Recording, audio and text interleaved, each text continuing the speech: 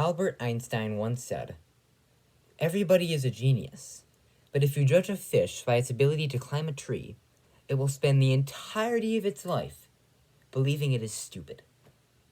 These words embody the current state of interactions in our schools concerning neurodiversity.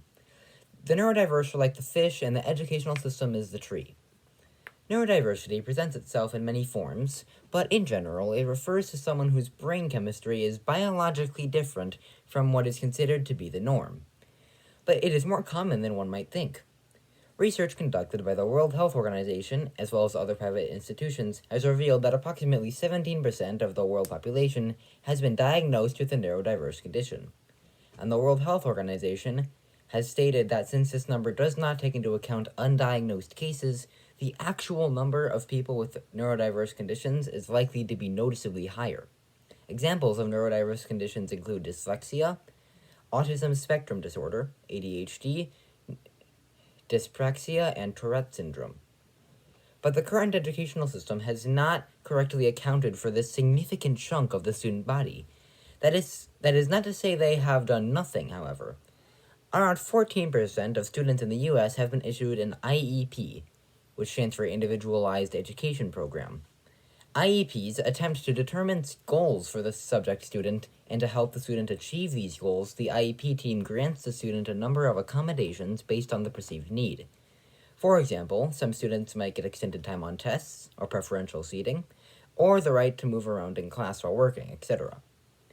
But there is a fundamental flaw with these plans.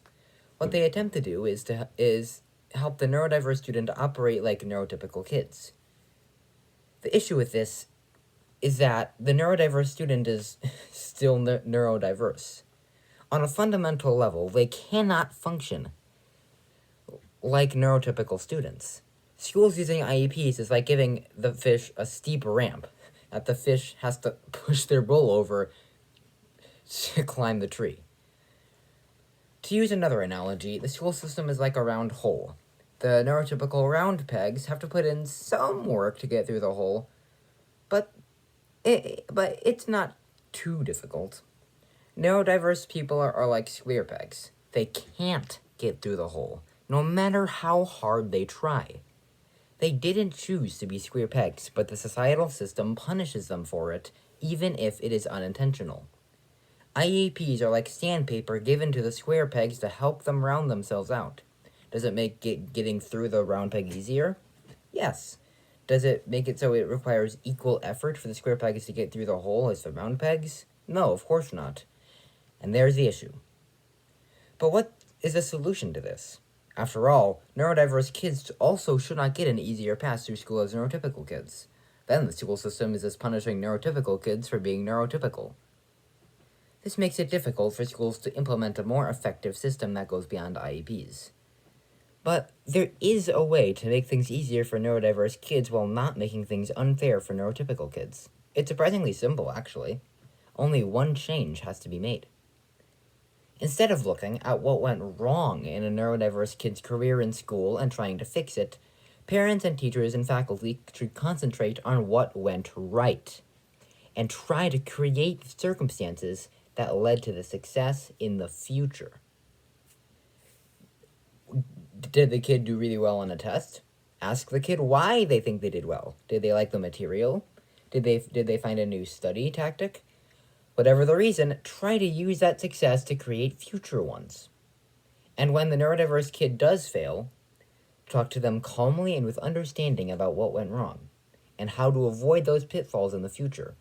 Remember, the kid almost certainly feels horrible about the failure. Don't punish failure, reward progress. Don't scold them for that bad grade. Help them avoid getting bad grades in the future. And most importantly, if a parent or teacher or any other faculty member is getting frustrated, don't take it out on the kid. The kid will only feel helpless and guilty if they are constantly scolded and punished for failure. Don't judge a fish for not being able to climb a tree. Congratulate it for trying and making it even a little bit upward. Don't try to force a square peg into a round hole. Make a square hole instead, and most importantly, never punish kids for not succeeding. Thank you.